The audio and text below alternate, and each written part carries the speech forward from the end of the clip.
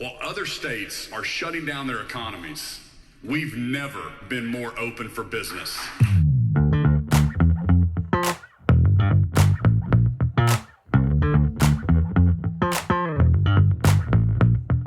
Hello and welcome to Let's Pod This. My name is Andy Moore. The legislative session is underway, and man, it's already a wild time. Although the actual activities of the legislature haven't really caught fire yet, but other news in the Oklahoma politics and government world has been very big news this week. We got the audit of the health department that we talked about last week, and we'll talk about how that came to be and what is contained in that. The Oklahoma County Jail administrator is guilty of it's not a hot mic, but just leaving a long voicemail with way too much personal opinion information. Medical marijuana continues to be in the news. Oklahoma nonprofits are misspending federal funds. It's a bunch of madness. And on top of that, we have the usual early session terrible bill stuff going on. But already we are beginning to see some fissures in the leadership, we think. So we'll break all this down. All right, joining me today is my friend and co-host, Dr. Scott Melson. Hello, sir. Hey, man, how are you? Good. That was a big inhale you just had there. Well, I mean, I just got a headache. Just right then, as I was giving the table of contents. We're 4 days in, and I have a headache. So we're 5 days in. I also have the hiccups. Oh, a headache and the hiccups. Scott is about to explode, is what that tells me. Well, I think we're going to start this week by talking about some local stuff. We'll talk about some nonprofits. Then we'll go to the LOFT report about medical marijuana. And then we'll end the episode by discussing the governor's State of the State address, which he delivered last Monday. Scott, let's start talking about the Oklahoma Coalition Against Domestic Violence and Sexual Assault, a coalition I think that needs to exist and has had broad support. But this week, there was a report that the executive director there had been misusing federal funds. And the stories on Oklahoma Watch, with all this stuff, we'll put the links into the show notes. I spent probably 2 hours this morning, actually, fiddling with a system so that it makes it easier for us to keep those links in a spreadsheet so that we can just add to them as session goes along. But anyway, back to this. So the OKCADVS, whatever, Oklahoma Coalition Against Domestic Violence, Sexual Assault, is a largely federally funded Oklahoma-based nonprofit. And it sounds like they've had some budget woes. Scott, have you read this story? Yeah. So, Andy, you've done a lot of work with various nonprofits. You're executive director of multiple nonprofits, and you previously worked at a medical clinic that received a large amount of federal grant funding, right? This is all correct. Yes. Yeah. So when is the last time that you went on a work trip using federal grant money and went on a wine tour? I've never done that. That sounds nice. That's good that we've got that recorded. You saying that you've never done that?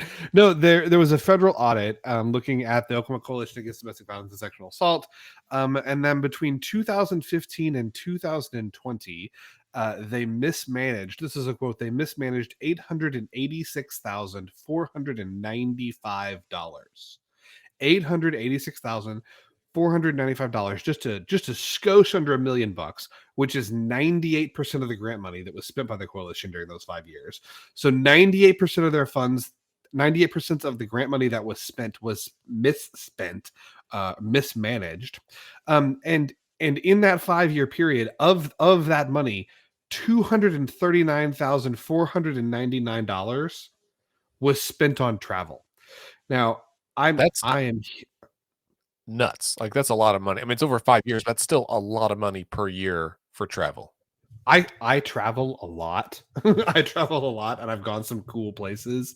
And yes, that is a lot of money to spend on travel. I'm like, where were you going, and what were you doing while you were there? Because you're taking better vacations than I do. Right, right. I mean, it's almost $50,000 a year on travel. Um, and so a few things stood out to me about this story. Well, one, first of all, we should say the executive director is no longer there, right? Yes. She's So not there. When she was there, do you know what her salary was? only 60,000. 60,000 a year, but she was getting an extra 50,000 a year apparently in travel benefits. She Right. was getting almost doubling her salary just in travel on an annual basis. This whole thing, there were several things that just struck me as weird about this. One, for executive director of a nonprofit like this, I feel like that was a very low salary, and for market rates, right? And I'm not saying it at all justifies this, but I also have seen in my career people who were legitimately underpaid or felt that they were underpaid or were then somehow felt they used that as justification for fleecing the system in other ways, right? Because they're like, I don't make much money, so it's okay if I do this other thing. You're like, that's not the case. But it And there also were go ahead. there were some people on the board that had questions about the spending and had questions about the travel. But one of the things that's interesting is, when they hired her, apparently they hired her for some related experience that she had, but she hadn't done any work in the abuse field. And so they thought it made sense for her to go to a lot of these like conferences and meetings and workshops to learn how to work with with victims of domestic violence and sexual assault, to learn about the field, to learn about how to run this kind of an organization effectively. And I can see that making sense, except that apparently on one of these trips she skipped a couple days of seminars so she could go to Temecula and taste wine.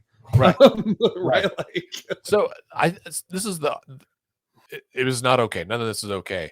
Some parts of it, when you read it, like certainly there's probably more to it because it talked about her going to conferences and like staying in her room, right? Now, I will admit I've been to a conference where like I skipped a day of meetings because I had to spend that day finishing a grant, right? That was related to that was due or whatever. And I think it is not uncommon for people to skip sessions here and there because they need another meeting or because their brain is full and they just need a break, right? That makes right. some sense. However, this was not an occasional skip in a session, right? This is This was like I left the conference that I'm right, at to go wine tasting. right, right. And $50,000 a year for this kind of stuff is a lot. I mean, think about how much it costs to fly somewhere for a conference and to stay in a hotel for 5 days, right? You're looking at, I mean, maybe with airfare and hotel, $2,000. And that's a nice hotel and a nice flight, right? Like I I honestly can't imagine how you could even like how it would add up to this much. Even if I I mean, tried, that's I couldn't like spend that much.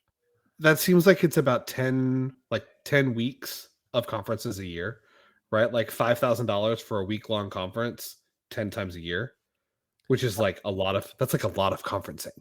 Well, and that's a lot of still $5,000 for a week, right? That's $1,000 a day. There's no way.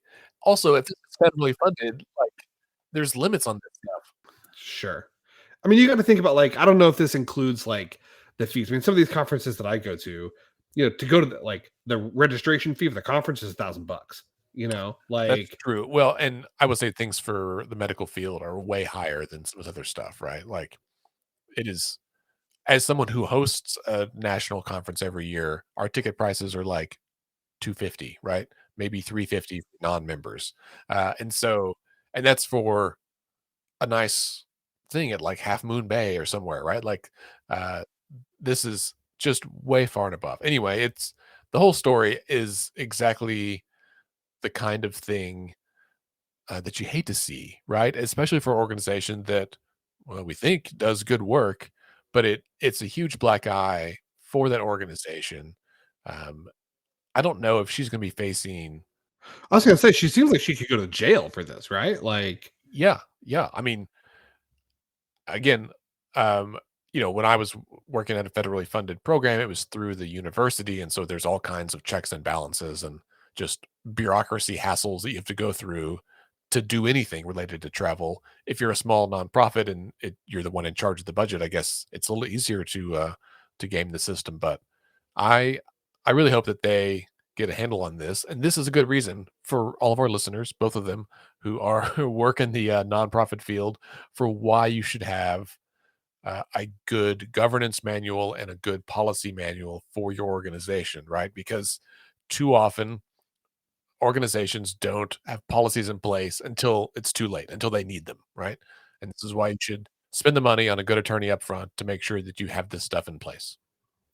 and if you have it in place, make sure that it's being adhered to. Right. Yeah. That's exactly right. Well, That's and I think this is kind of skipping out of order, but if we are talking about having policies in place, is now a good place to talk about the Department of Health audit? Speaking of agencies who didn't have policies in place. Yeah, I mean, so I think that this is maybe the biggest news of the week. Not, I just want to throw out there, I don't know that State Auditor and Inspector Cindy Bird listens to the pod, but I also don't know that she doesn't. Because last week we asked this question. We were like, hey, is there anything that says that like she can't just release this on her own? Like, why does the AG get to decide that this is going to be kept secret? And what might happen? But on Wednesday of this week, I think it was Wednesday, Cindy Bird came out and said, I have determined that there is no statute in Oklahoma law that gives any state official the authority to withhold this information and keep it secret. So here you are, world. Like, here it is. It's It sounds like it was she released it because she received an open records request asking for it. And I'm not sure if that request came from Frontier reporter Cassie McClung, who had kind of broke the story last week first, right? I heard on This Week in Oklahoma Politics, the KOSU program with Ryan Kiesel and Neva Hill. Ryan Kiesel, I think he said the Tulsa World reporter who requested it.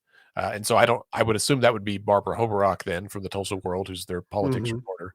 But it sounds like one of them, either Barbara or Cassie, submitted open records request, and state auditor Cindy Bird was like, you know what? I think this is a fair request, and there's nothing in the law that says I can't, which is, to your point, exactly what we said last week. So if she does listen, thank you, Auditor Bird. We appreciate you and your time, and you're welcome to come on the show anytime. Absolutely. Standing invitation. I will say, turning to the audit itself, and I'll let you speak to this because I know I have kind of skimmed through it. I think you've read the report in its entirety, at least close to it. It's not great, Bob. It's not great. It's not great. It's really not a bad read. It said it's 26 pages, which sounds like a lot, but it's not. It's big margins, and it's very easy to read, actually. And if you read the Frontiers article about it, it's all in there for the most part. I mean, they really pulled the highlights out. Basically, a pandemic hit and the State Department of Health was not prepared. Now, that much we already knew. Like, they were not prepared in lots of ways. But then the governor started dropping executive orders and like loosening rules. And I think everyone felt like that it just means we got to do whatever we got to do. And fair enough, right? Like, this was an unprecedented event, and undoubtedly mistakes were going to be made, right? Like, it was. It still is an unprecedented event. Just throw that out there. Because it's still ongoing. Because it is ongoing. But yeah, but now we have precedent of 2 years worth of stuff. So like, if they keep making these mistakes, that's on them. And I think, honestly, what happened, right, is they had to buy a shit ton of PPE, right? Remember in the beginning, masks were in short supply. Everyone was scrambling. We're just, people are like wrapping, tube socks around their face to try to protect themselves when people cared about that kind of thing. And so they put out all these, they were trying to beg, borrow, and steal to get PPE. And along the way, they spent a lot of money and they didn't get it all back. Some of this we already knew, right? There had been some stories come out, but it turns out there's about $5.4 million worth of PPE that there's no evidence that the state received. And part of the problem, Scott, I think, is that they had like a really shitty record keeping system, right? It's like cardboard boxes full of papers where, it's like stuffing receipts in an envelope. Be like, oh, we'll balance this later. And of course they never did. Yeah, no internal controls, no internal tracking system. They also violated the Constitution because they paid for the items before they were received, which is not allowed in the Oklahoma Constitution. And you feel like as much as the governor has lost in court, you would think he would understand this at this point, but it seems like he doesn't. The governor can't just issue an executive order that violates the Constitution. That's why we have constitutions. Well, not the only reason, but that's one reason why we have constitutions. I think like that's the thing, is that the governor issued his executive orders, and I think his thought probably was like he's running a business, right? He's just like, do what you got to do. I did the order. He signed whatever they put in front of him. The thing is, the order, it relaxed rules, but didn't do away with them, right? Like there's still limits there and still rules. And had he written his executive order differently, it might have been able to circumvent some of those, and this might not have been an issue, but he didn't, and here we are. Well, but I think it also shows I think that in some ways that, I was going to facetiously like say this, but it's true. Like, it makes you just wonder, like, is this how the governor runs his business? You know what I mean? Like, because it's, like, is this how, like, we hired Governor Stitt based on his business acumen to turn Oklahoma around. Interesting point. It's been 4 years and he still says we need to turn Oklahoma around, but that's, we'll talk about that here in a minute. But this doesn't paint a picture of someone who's, really successfully leading an organization. Now, maybe you could put that not directly on the governor. You could put it more on what's his name? Gino, the guy that he hired to purchase the PPE, and the people that were in charge of the Oklahoma State Department of Health at the time. But the governor hired those folks, right? So, where does the buck stop? I think when you look at the audit and the report, the 5.4 million is a lot of money, but it's not like one big chunk that they lost like they did a few years ago, right? It's a bunch of smaller amounts, 200,000 here, 700,000 there, 2 million here. And they, by and large, the state auditor was able to match up everything, right? They audited stuff, everything matched except for a few transactions that are significant.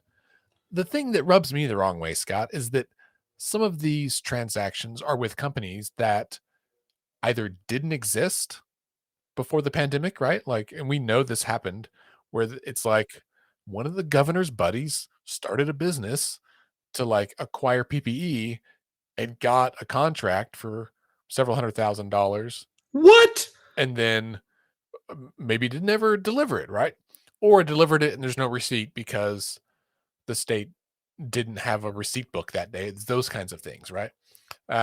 And so when you look at the report, I started like looking up some of these companies, and some of them are for non-PPE stuff. It's like services, and they just like one of the companies has hemp in the name, and they're like a CBD company, and it's like $2 million. And I was like, what were they actually providing? Like, what is the service? And I'm hoping that one of the reporters will look into some of this stuff. We should reach out to some of these reporters and find out, because it maybe it's on the up and up, but it just seemed a little weird, right? Some of them you don't know because it's like companies like A&K Distributors for respirators. Like, okay. But then there's some other companies that, this one's called Green Rock Hemp Holdings, LLC. And I'm like, Hemp Holdings. That sounds like a medical supply company. Sounds like a what? That sounds like a medical supply company. Yeah. I mean, there's another one that Nagamori Trade LLC, and I was like, what's that? But it was only for $1,500. And they like specialize in hand sanitizer. And I was like, okay, that's fine. But that one, the Green Rock Hemp Holdings LLC, and then something else, Covercraft Parent Inc. It's just like, okay, well, what's this for? And a lot of them weren't a, a big deal. One of them is just for someone named Anthony Todd Catatanya. And I'm just like, well, what's that? It's $14,000. Like, what is this stuff for? And I wish the audit went into those details. So it makes my stomach feel a little weird. I'm just like, I feel like they were giving out money to friends, and maybe those people didn't come through with it. That's my fear. I share your fear. I think it's a reasonable one. But head to Frontier, check out the story. They did a great job, and I suspect there will be more stories to come out of this. And if you are listening, Auditor Bird, thank you. Well, and related to this, didn't the AG impanel the multi-county grand jury again this week too? Did you see that? I did not see this. So I suspect that in the next, couple of weeks or months, we may see some more charges filed stemming from this multi-county grand jury. And I don't know if it's about this or if it's about Epic, but I think one of the two we may see some stuff. Oh, it's not going to be Epic though. This is a story we don't have on our list to talk about. But the AG has given the Epic case to Oklahoma County District Attorney David Prater, right? Who apparently was prosecuted in it before because Epic is based in Oklahoma County. But I was just like, it doesn't usually go that way. Usually it goes up the chain and the higher ranking guy is the one to take it to its natural end. But the fact that the AG is not the one looking at charges or prosecuting Epic seems very odd to me. Yeah, I don't think it has anything to do with trying not to make the governor look bad, does it? This seems like the politically expedient thing for both the AG and the DA, right? It's like, well, the DA needs a win because he's running for re-election, and the AG. Well, Prater's not running for re-election. Oh yeah, that's right. He's not. Well, I don't know then. Maybe my theory is busted. But except for the other half that the AG and the governor don't want to have their names attached to it. Speaking of healthcare, Oklahoma has a robust medical marijuana industry. You don't say. And the Legislative Office of Fiscal Transparency, also known as the LOFT, they released a list of a report of some policy considerations for the legislature to look at during session this year, ways that they think, things that they think are wrong with our medical marijuana industry, and how they think it could look better. So a couple interesting facts. They first start out by saying that, State Question 788 created the most accessible marijuana industry in the country. I don't think anyone would disagree with that. They also said that because of how fast we went from passing the state question to implementation, 4 months, most states. Was that all it was? Most states take 2 years. Right. Oklahoma did it in 4 months. They said that the regulatory framework was just grossly inadequate. Andy, how many dispensaries do you think there are in Oklahoma per 100,000 people? Well, I have the number in front of me, but I would guess if I hadn't seen your notes for the episode, if I was just going to guess based on my neighborhood, let's see. Let's actually do the math here mentally. Oklahoma City has roughly 1 million people, right, in the metro area. And I can think of, there's like 5 dispensaries within, maybe more than 5. Maybe there's 10 within a mile of my house. And so I would say there's probably, I don't know.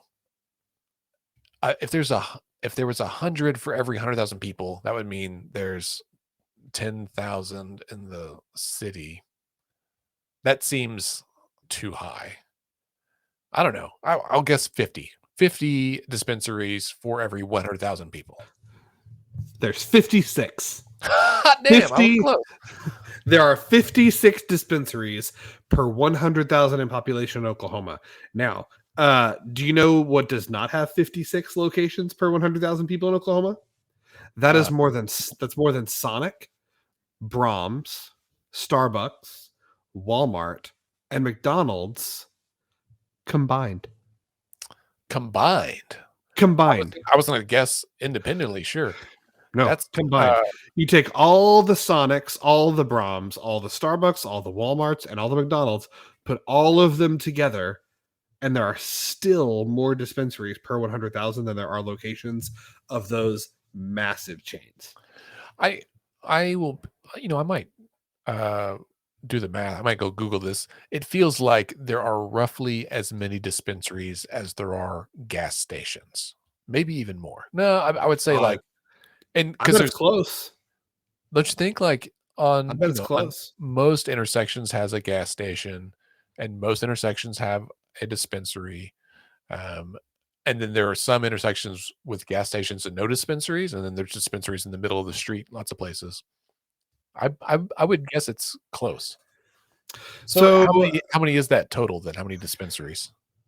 I don't know the number, but if it's 56 per 100K, then that's going to be 560 per million, right? And then there's 4 million people, so 560 times 4. So what is that? 560 times 4, 2,000, something like that. That's it? I mean, I guess that's a lot, but so it's quite a bit. There's only 77 counties. that's true. So that's yeah. There's a list of all of these on the OMA website, but it doesn't give you a number. It's just like a PDF, of course, and it's 163 pages long. But the loft is recommending 4 policy changes that they think that the legislature should consider. They say first that there should be and the legislature should establish an agency advisory committee or something similar that leads to defining the roles and responsibilities of agencies involved in the medical marijuana industry. Establish a legislative oversight body responsible for reviewing and approving strategic plans for performance indicators and for receiving feedback. I don't know what any of that means. Require an independent operational assessment related to transitioning OMA to a standalone agency or an independent commission. So they said that the Oklahoma Medical Marijuana Authority should be its own thing, that not sit inside any other state agency. And also, here's a big one: institute a moratorium on issuing licenses until a fully developed regulatory framework is in place and implemented and the industry is brought into compliance. And that's individual licenses, not just business ones, right? Yeah, correct. No, and so how do you think this is going to go over with the folks that passed 788 if the legislature undertook any of those things?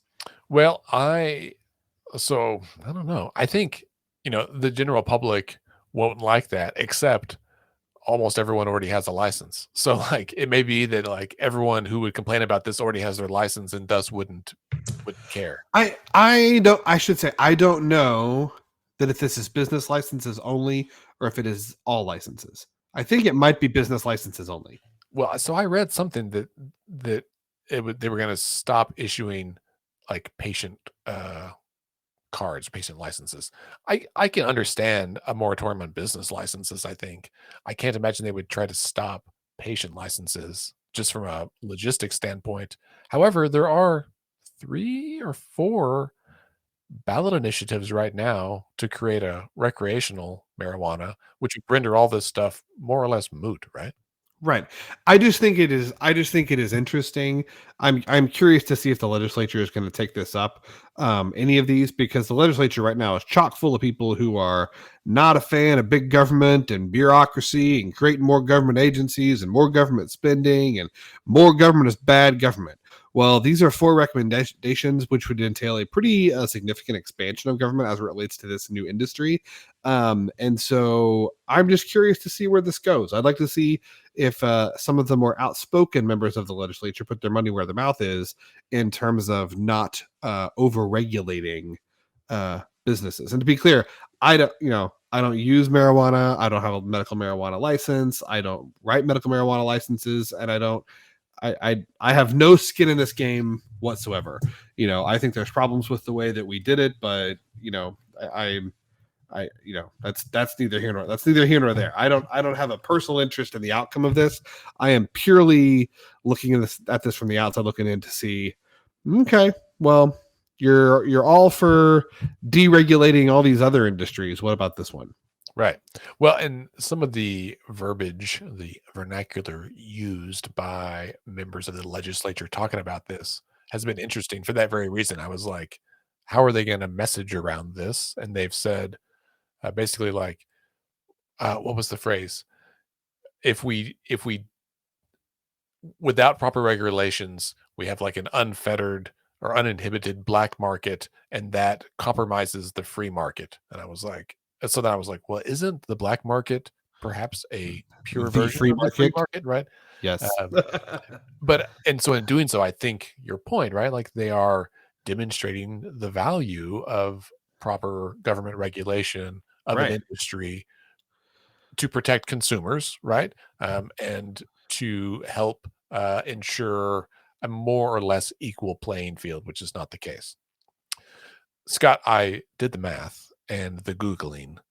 There are approximately 1,800 gas stations in the state and approximately 2,400 dispensaries. So we have more dispensaries than gas stations. I love it. So we might even have more dispensaries than gas stations and oil wells combined. I don't know how many active Lord. wells we have right now, but anyway, there we go. Last story this week on kind of our news roundup, and we won't spend very much time here. It's quite the story. You can read it on non-doc. Man, if you call somebody, leave a message, and after you hang up, you're going to plan to like disparage people or make incriminating remarks or I don't know, talk about the deadliest pandemic in recent human history as though it's a boon for your business, you should really make sure that you hang up first. Oklahoma County Jail Administrator Greg Williams and his Director of Communications, Mark, how do you say, is it Upgrande? I don't know how you say his last name. Upgrande, yeah. Upgrande. They inadvertently recorded a voicemail of the two of them talking about the COVID pandemic. The short version is that there is a reporter from a French reporter, I believe, who had contacted them wanting to do a story on the jail. They declined. And when filmmaker, right? Yeah, documentary. They declined and they hung up and inadvertently left a voicemail, which was provided anonymously to non-doc. And they just talk about the big thing is they go on for quite a while about how COVID is our friend, how COVID is the best thing that could have happened to the county jail because it gives them an excuse not to let visitors in, because it got them $10 million to redo the HVAC, and how it's going to get even more money from the CARES Act and more money from ARP, from the American Rescue Plan, and just how COVID has been such a boon for the county jail and how they've only had 3 people die. And just really kind of making light of the whole situation. They go back and forth with the COVID is our friend mantra for quite a while, even going so far as to say they should put that in their report to the board of the jail trustees as part of their report. As someone who's had a lot of, I have had, dozens at this point of my patients die from COVID. Andy, you lost your mom. We've been dealing with this in our face for 2 years, and they've issued an apology since then, and that's fine. But man, it's really infuriating to hear people speak like this. Did you listen to the recording? I did not listen to it in its entirety. I listened to the first several minutes of it. Yeah, it's only like 5 minutes long. It was interesting. I'll be honest with you. And two things I'll be honest about. One, this is the kind of conversation that I miss having in person doing the podcast because even though you and I are very good friends and we talk frequently, there's a wall there of communicating through the computer. So I'll try to be as, empathic as I can here. I think I get where they're coming from in saying this. They weren't being callous necessarily. They weren't being like dicks about it. Like they were recognizing that I think if you distill it, and if you are generous in your distillation of what they're trying to say, they're trying to say, man, the Oklahoma County Jail is in terrible shape. It needs a huge influx of money. Well, it needs to be torn down and built anew, right? But they need money to like make some things better. And because of the federal funding for COVID, it has been that. I would argue that COVID has been a boon for a great number of businesses and industries, right? Like there are a ton that have closed and haven't survived, but when you think about everything from Zoom to Google and Netflix and all these companies, right? This pandemic has resulted in an influx of revenue, and in some cases needed, right? Because it allowed them to purchase supplies and make repairs that they needed to make that they wouldn't have had the money for otherwise. Now, you don't effing say that with a hot mic around, right? Like this is and I feel like we've had a lot of hot mic issues lately, including the president, right? Like a lot of people have just been saying stuff with mics around or voicemails or whatever. And so I think, the way that they said it, I would not say COVID is my friend, is our friend. That's not the case, right?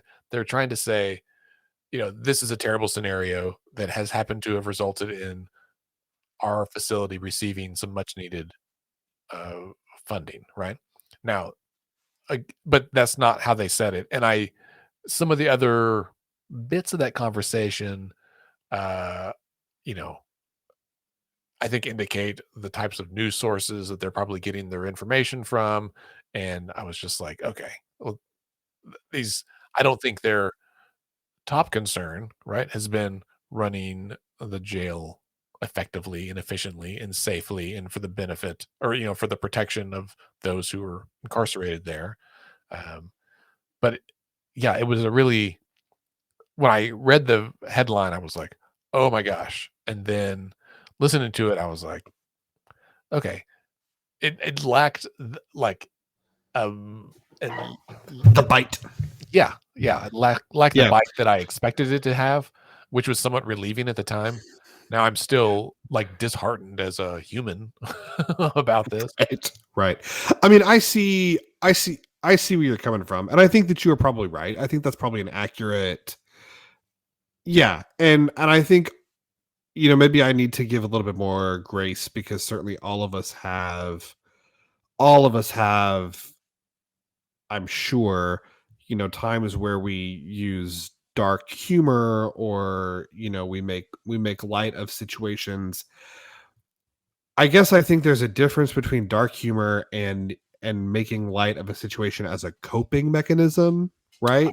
Like Yes. like I think that's one thing, right? But and to be, you're correct. It's not like their tone was like, "Man, COVID's the best thing that's ever happened to us." I mean, they weren't like, Yeah. it wasn't that, but I don't know.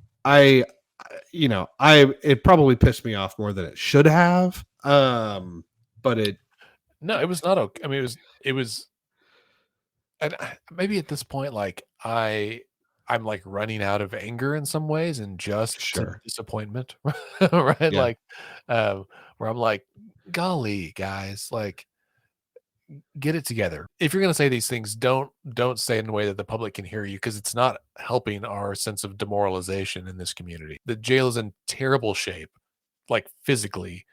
The management of the jail and everything to do with it for the last several years has been a, a train wreck, right? And uh, from Commissioner Calvi and the trust and the so many deaths at the jail. Sure, they've only had 3 that were attributed to COVID, but like they've had almost 1 death a month, which is a lot of death for, Uh-huh. for a jail. And Yeah. that rate has been like for the last several years. I was talking to a colleague in San Diego who had heard about how bad our jail was and was like, I read an article about how bad the Oklahoma County jail is. Is it really big? Like, what's the deal? And I was like, It's just that bad. yeah. I was like, okay, I don't even know why, like it's making national news again, but we got to do something about it. And this is not helping things. All right. Moving on real Real quick, we've got our legislative roundup. There's 5 bills I put on here for this week. We'll work our way up. So first we've got House Bill 3902. This by Representative Chris Kennedy, that passed out of House Veterans and Military Affairs Committee. This has to deal with the Oklahoma National Guard. And it's a lot of like cleanup language that's just kind of clarifying some things in the statute language that needs to be just fixed or can be made better from a legal standpoint.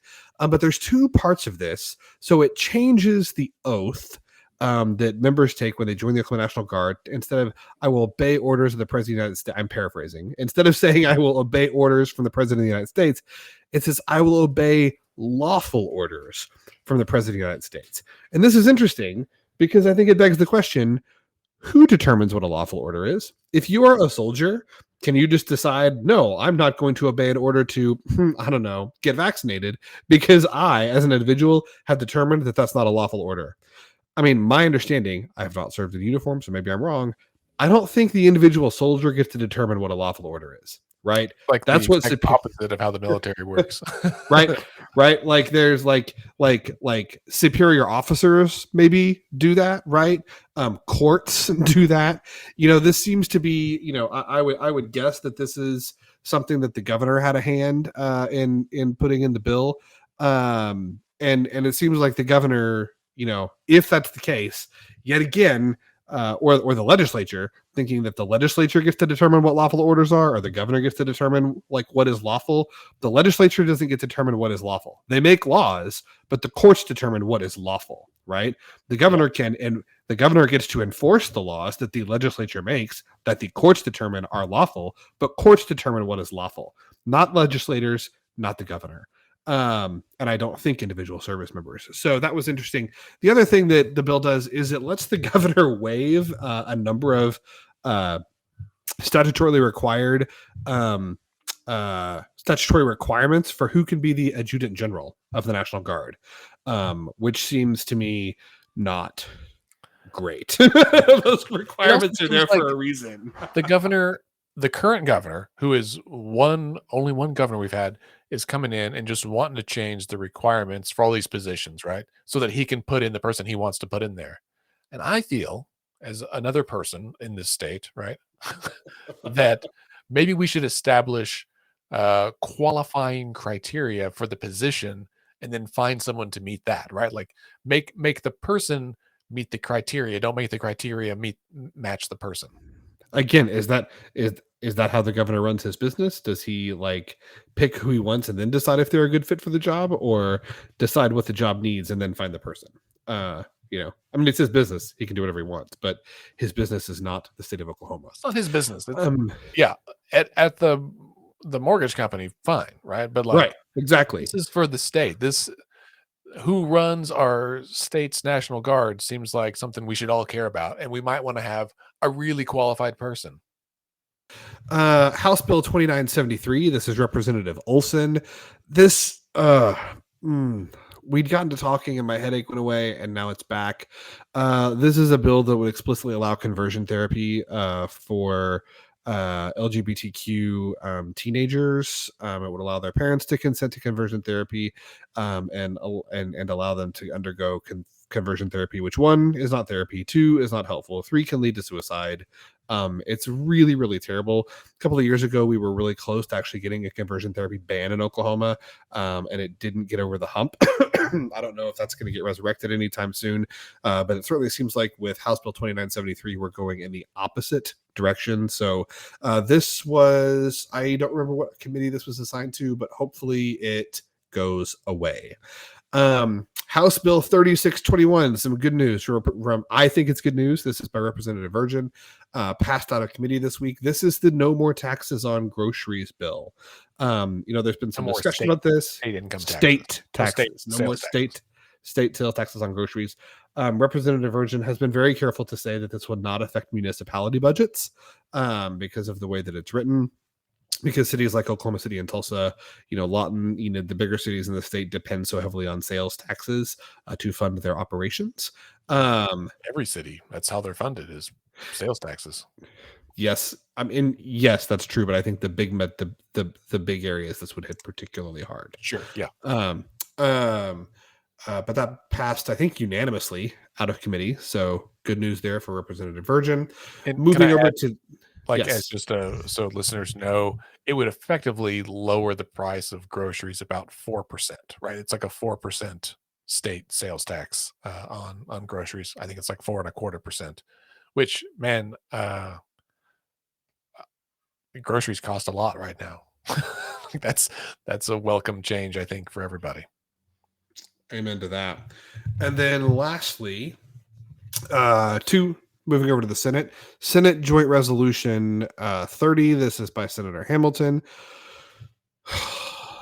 This is a bill that would change the process for state questions and essentially give rural counties veto power over state questions by requiring that 52 of Oklahoma's 77 counties would have to approve a state question for it to take effect, rather than simply a majority vote. This makes no sense, and I'm pretty sure is illegal. I think it would violate the equal protection clause or equal representation, um, the standard of one person, one vote. Because who cares how many counties there are, right? It's about people. If we had, and truth be told, I looked up the data about this, Scott. The 52 least populous counties, right? If you went bottom up, the total population as of the census is about 780,000, right? Which is basically you take 2/3 of the counties in Oklahoma, and they add up to the population uh, of Oklahoma County.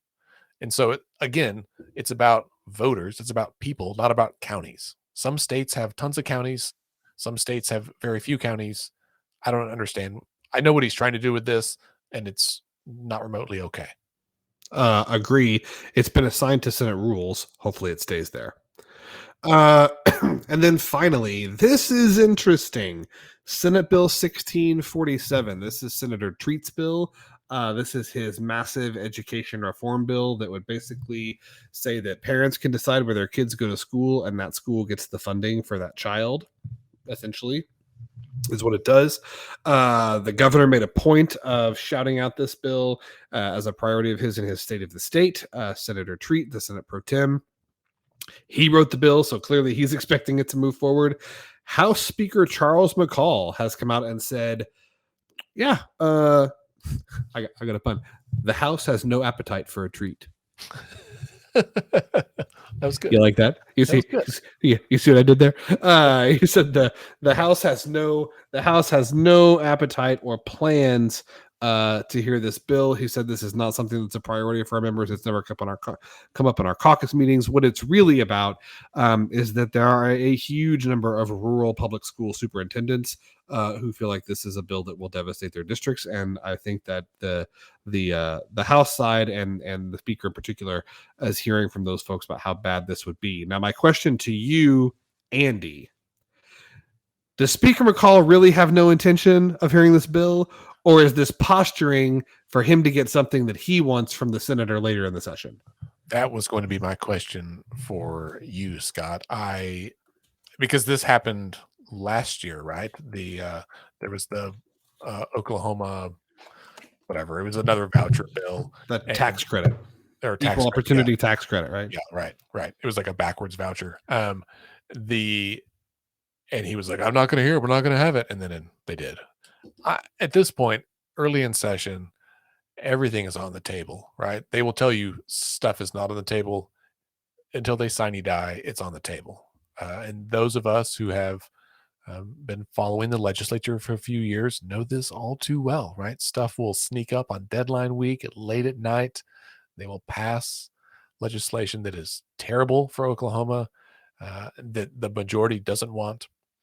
I have been disheartened about this in lots of ways. One, the messaging around it makes sense. So, you know, to people who don't pay close attention to this, who don't spend their evenings reading legislation the way that you and I do, having someone say, "Well, this lets parents choose where their kids go to school, and they can basically you get a coupon for some money, and you can use it to pay for your kid to go to wherever you want, whether that's the public school near you, maybe it's a private school you want to send them to where they get a religious education, maybe they're homeschooled and you're going to pay for a private tutor to supplement your homeschooling, whatever it is. That's how they're doing it. And that does sound nice, right? Like people like choice. That sounds nice, except that is the antithesis of what public education is all about. And the reason that we have public education in our state's constitution, as does almost, I think, every other state in the country, is because we are stronger together, right? Like pooling our resources and working together to educate our society doesn't only create smarter kids, right? And uh, build the bench of our workforce, right? It is something that ties our community together in important ways. Schools are pillars of community. They are resources. They are community centers where groups have meetings, from Boy Scouts, to wherever else. I grew up where we always voted at schools. For whatever reason, we voted churches in Oklahoma, but it was always polling places when I was a kid. But there's a lot of activities that happen at schools that would not be able to happen if this bill passes, because it will fundamentally reduce funding for public education and cut the legs out from underneath our schools. Our teachers are already struggling, right? It's gonna result in teachers losing their jobs. It's gonna result in coaches losing their jobs. Uh, and if someone, in my opinion, if someone wants their kid to go to a private school or to go be homeschooled, fine. You still have that choice, right? And that choice might come with a price tag. And just, like if if you get a voucher for $6,000 so that you can go to private school, what's the private school going to do? Raise tuition by $6,000, right? Like that's how this works. So all that agree with above. Fantastic. Love it. But I want you to take off your like civics minded hat here for a minute, and I want you to put on your partisan political mercenary hat for a second. and let's assume that this is bluster from the speaker, Yeah. and he's trying to get some leverage. What does he want? What is the House pushing this year that he needs leverage to get through the Senate? They're pushing anti-vaccine mandate stuff, right? That's my concern. That's my suspicion. Senator McCourtney. Senator McCourtney is now the floor leader on the Senate, and previously he was chair of the health, whatever the formal title is, of the health committee over in the Senate.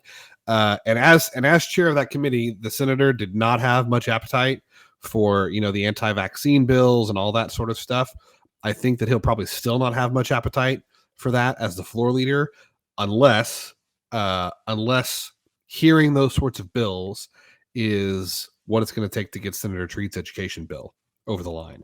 Because McCall is going to be getting the pressure from the governor's office and from the Senate on this education bill.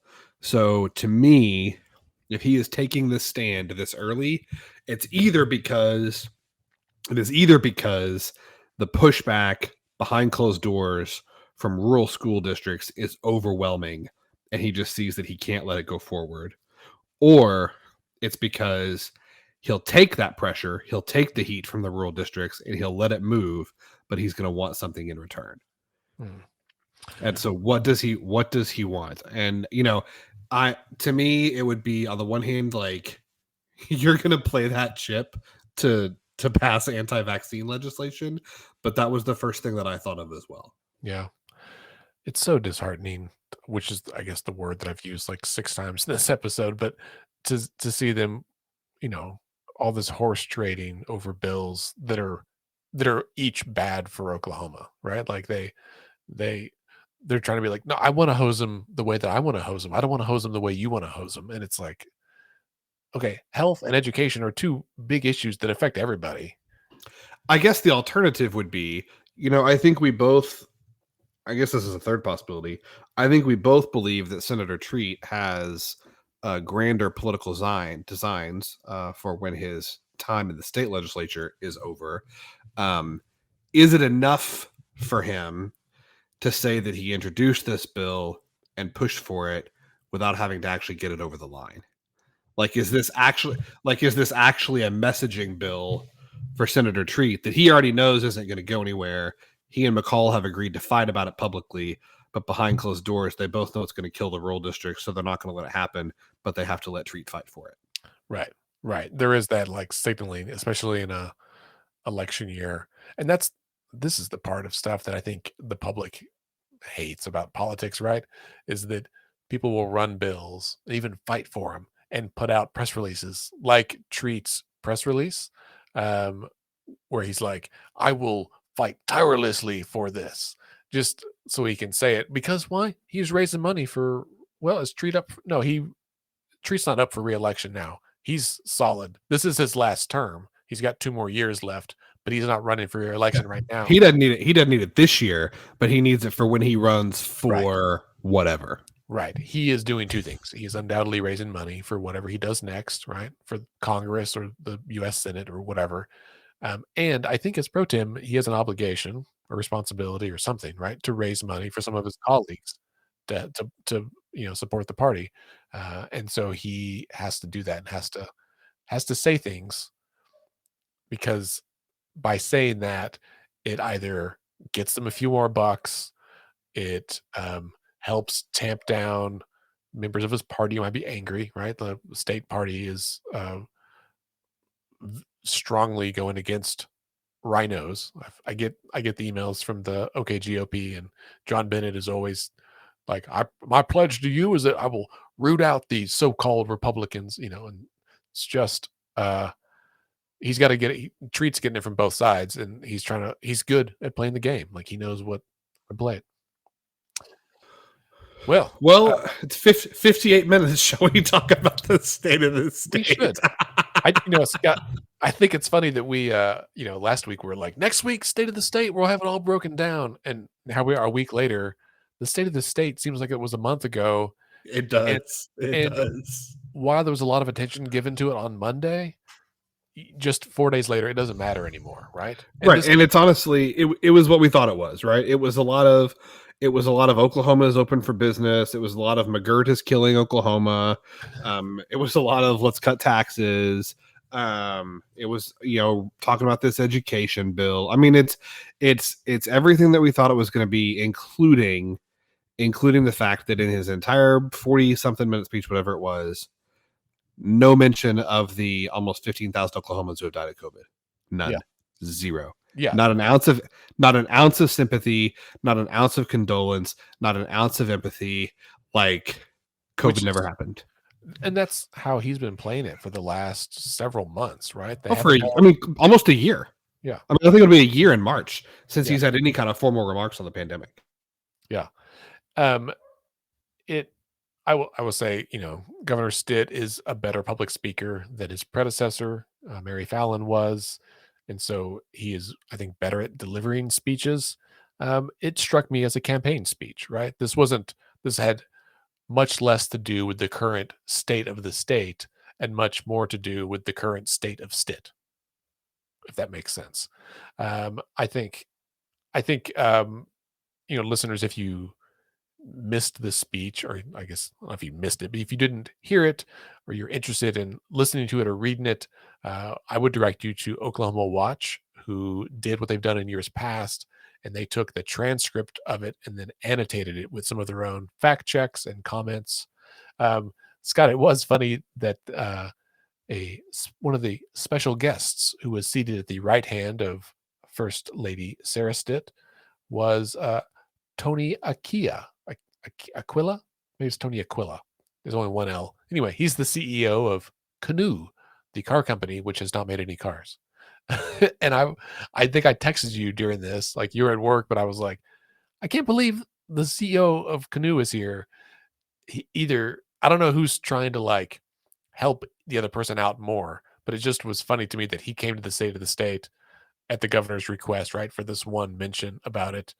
And why bring attention to this one issue in your state of the state when you don't actually have anything to show for it, right?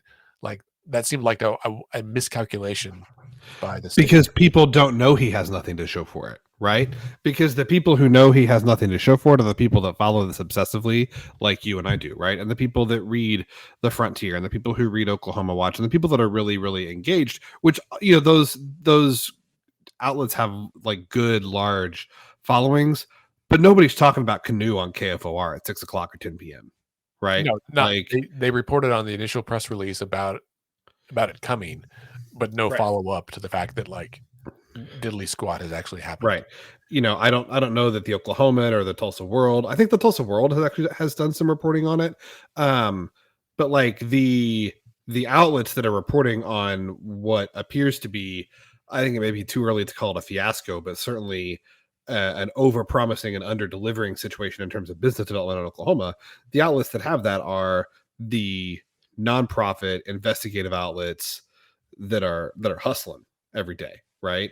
That, you know, if you're on Twitter in Oklahoma, then you know what's going to happen with Canoe, but most people aren't. They got jobs, they got families, they don't sit awake in bed at 5 a.m. Right.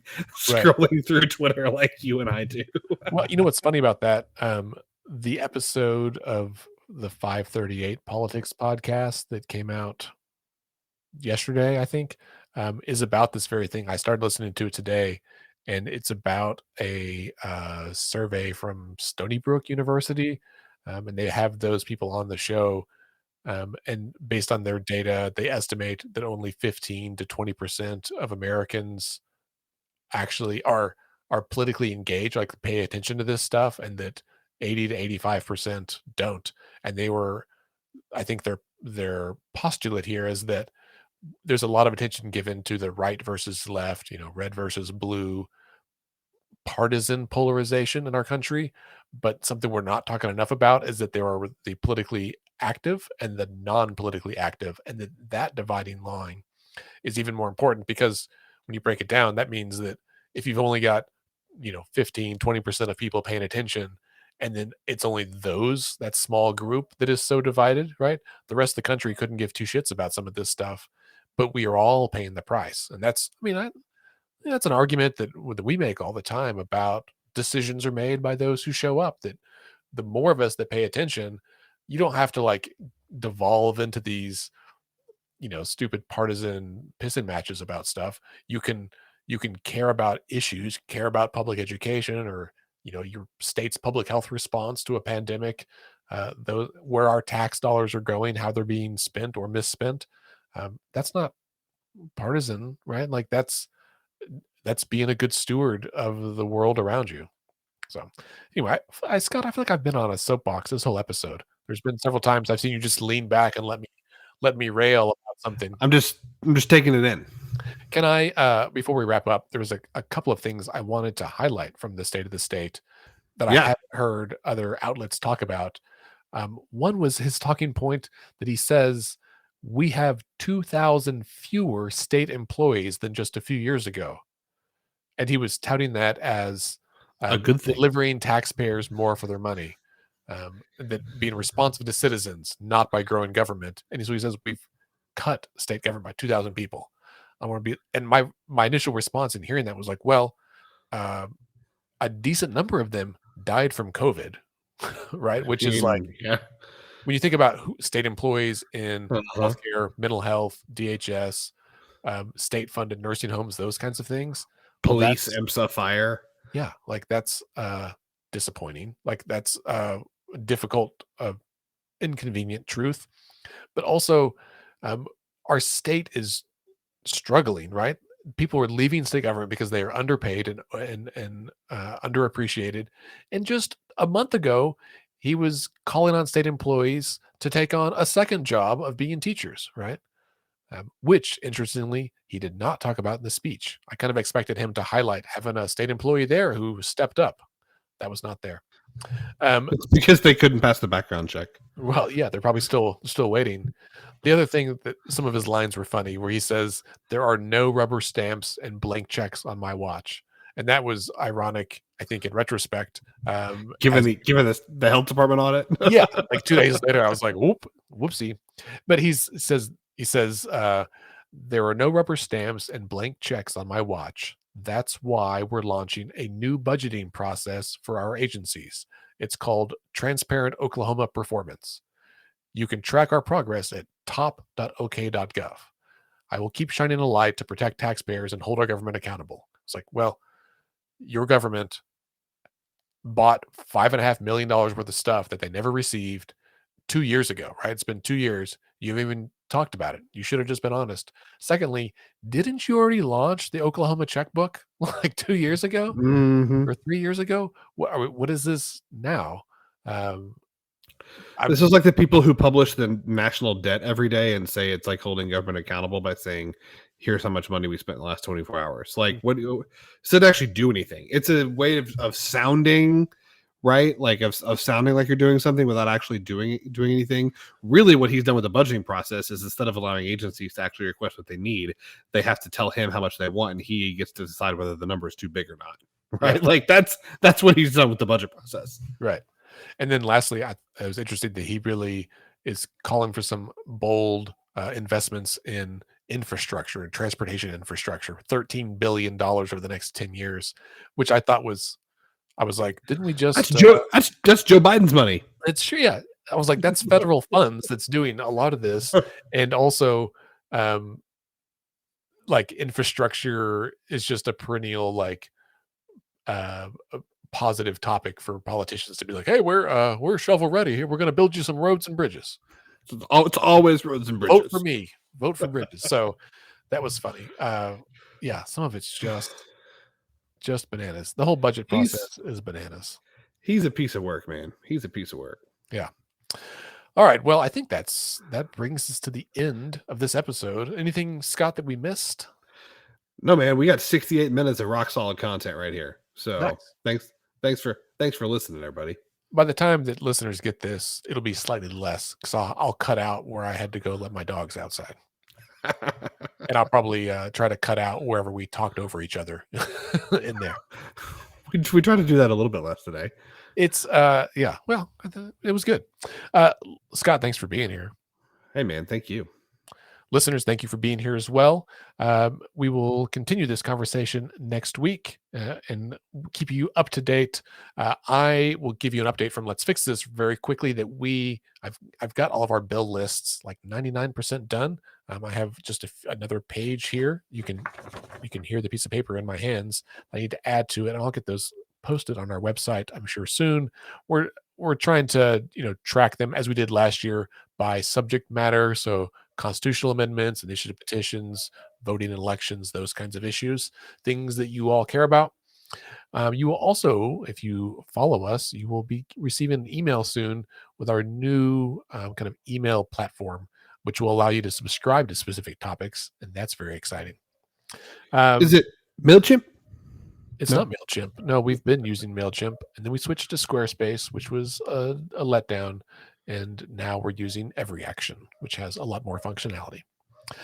Listeners, if you enjoy Let's Pod This, if you listen to us every week, I'm asking you to do two things. One, share it with a friend, someone who isn't perhaps politically involved, but might be interested in staying up to date on these things. And if, for whatever reason, if Scott and I explain it well for you or keep you entertained and informed, please share it with a friend. Secondly, the other thing we need, honestly, is money. Let's Fix This is moving towards hiring its first staff people this year. We would like to get an office so that we can provide a broader range of civic engagement resources for the public. And this is a very exciting time. I know many of you already donate to us or have donated in the past, and it's so appreciated. We're a 501c3. Your donations are tax deductible. Please go to our website, letsfixthis.org, and click that big yellow donate button up in the top right corner. We'd be very appreciative. This is a big deal and be hugely helpful. If everyone that listens to this show every week, if you guys gave $5 a month for the awesome content that you get here, and by the way, none of this is going to go to our pockets, right? This is not so we can buy a new microphone for Let's Pod This. This is to support the work that Let's Fix This is doing. But if everybody who listened to the show gave $5 a month, that would be literally huge, like literally game changing. for Let's Fix This. So if you think about it, if you got to spare $5, if you like what you hear here, or honestly, even if you don't, if you hate listen every month, if you want to keep hate listening, please send the $5. That's exactly right. All right. On that note, don't forget that decisions are made by those who show up. Have a good weekend.